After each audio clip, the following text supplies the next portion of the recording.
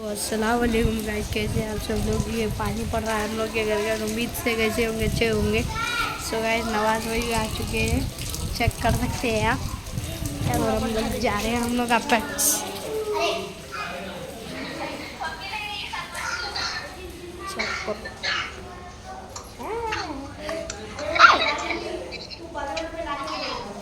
Check कर सकते हो गाइस। रुको जरा, पानी पड़ने से सिग्नल का प्रॉब्लम है उसको,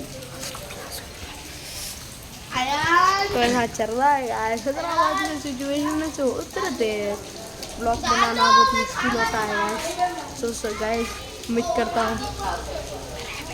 हेलो गाइस, अस्सलाम वालेकुम। ये अयान भाई आ चुके हैं, देखो हेलो गाइस, अस्सलाम वालेकुम। कैसे आप सब कैसे आप लोग? अच्छे हैं गाइस।